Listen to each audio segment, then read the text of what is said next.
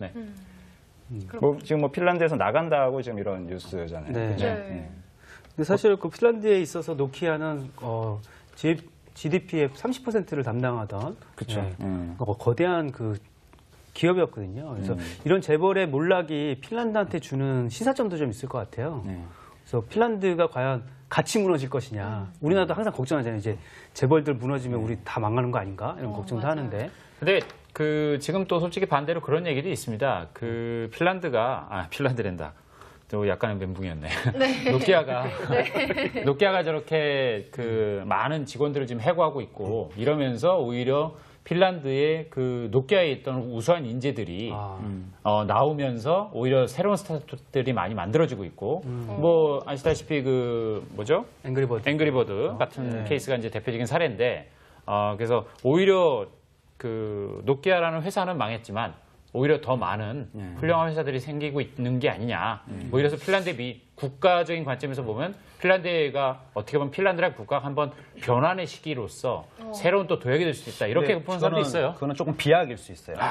왜 그러냐면 핀란드에서 그 노키아가 차지하는 건 사실은 제조업으로서 차지하는 비중이거든요. 그렇죠. 근데 제조업의 규모를 줄인다고 해서 인재들이 나와서 뭐 사실 스타트업이 생기진 않아요. 사실은 핀란드는 교육의 혁신의 나라입니다.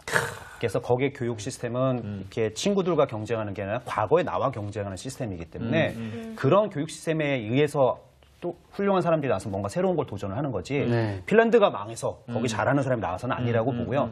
그리고 중요한 게 기업의 역사에서 봤을 때 이런 현상들은 사실 계속 반복돼 왔어요. 그렇죠. 애플은 계속 잘 나가던 회사는 아니었거든요. 분명히 한 번은 굉장히 안 좋았다가 스티브 잡스 복귀 후에 다시 한번 재기했던 회사고 그래서 이런 부분에 대해서 우리가 좀 냉정하게 얘기할 필요는 있을 것 같아요. 그냥 단순하게 지금 이렇게 슬롭이 이렇게 떨어진다고 해서 당장 망한다 이렇게 볼 게 아니라 그러면 어떻게 해야 될 거냐, 우리는 어떻게 배울 거냐, 사실은 그게 중요하다고 봐요. 오늘 스페셜 게스트께서는 또 어떻게 생각하시는지 페이스북만 궁금합니다. 기다리고 계십니다. 진짜 스페셜한 얘기 한번 해주세요. 네. 핀란드만의 얘기는 아닌 것 같고요. 글로벌 경제가 지금 다 힘들어지고 있는데 약간 뻔한 얘기네요. 우울하다. 네. 우리나 잘하자. 근데 다행스러운 건 우리나라가 네. 굉장히 잘하고 있잖아요. 그 실제로 지금 과거에 우리가 일본 뭐 소니, 뭐 파나소닉, 샤프 굉장히 잘 나가던 회사들인데 그 상위 탑 5를 다 합쳐도 삼성 하나만 못해요 지금. 그러니까 사실은 우리나라가 이 와중에 굉장히 잘하고 있다는 건 분명하고요. 물론 반론의 얘기도 있겠죠.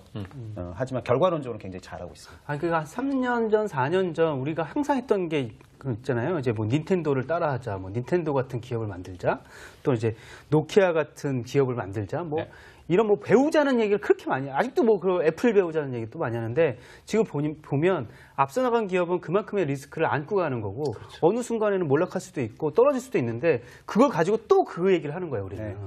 그래서 어떻게 보면 그건 걔네들의 사정인 거고 우리는 우리들의 고민을 좀 해야 되지 않을까라는 생각이 들고 전후 맥락이 있겠죠. 전후 맥락이 좀 있는 내용인 것 같아요. 그리고 닌텐도 같은 경우도 사실은 몇 번의 위기를 거쳤었거든요. 맞습니다. 그 중에 지금 한 3번째인가 4번째 위기라고 하는데 과연 어떻게 극복할 것인지가 좀 초점이었지 왜 망했나 이런 얘기 너무 뻔하잖아요. 너무 마찬가지 얘기고요. 그래서 지금 노키아도 이슈는 뭐냐면 말씀하신 대로 노키아가 뭐 내일 모레 무슨 뭐 갑자기 물론 뭐 기업 평가에 대해서는 지금 뭐 거의 종이 수준의 휴지 수준의 주가다 이런 식으로 평가도 받고 있지만 노키아가 어느 날 갑자기 망할 회사는 아닌 건데 문제는 뭐냐면 그러면 노키아가 다시 회생할 수 있는 거냐? 그럼 무슨 전략으로 회생할 수 있는 거냐?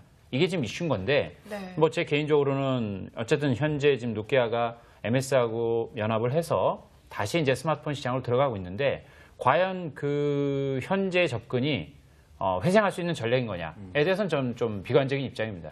그렇군요. 그러니까 제 생각에는 그러니까 노키아든 뭐 샤프든 기업이 망해서 나가 떨어지는 건 전혀 중요하지 않아요. 그 기업이 그냥 안타까울 뿐이고 문제는 남아있는 그 사회가 앞으로 또 어떻게 살아갈지에 대한 문제인데 일본하고 핀란드가 약간 다른 게 일본 지금 한국하고 상당히 비슷한데 그렇게 대기업이 무너지면은 그 여파가 사회에 상당히 크게 미칩니다. 그죠. 그러니까 일본도 그렇고 한국도 그렇고 복지라는 게 기업 의존적인 복지였어요. 그러니까 대기업에 들어가면 복리후생이 탄탄하기 때문에 뭐 학자금도 나오고 뭐 의료비도 되고 근데 그게 어느 날 사라지기 때문이거든요. 근데 핀란드만 하더라도 북유럽이잖아요. 그러니까 세금도 엄청나게 많이 내고 그 덕분에 설령 직업을 잃더라도 다시 시작할 수 있는 기회가 상당히 큽니다.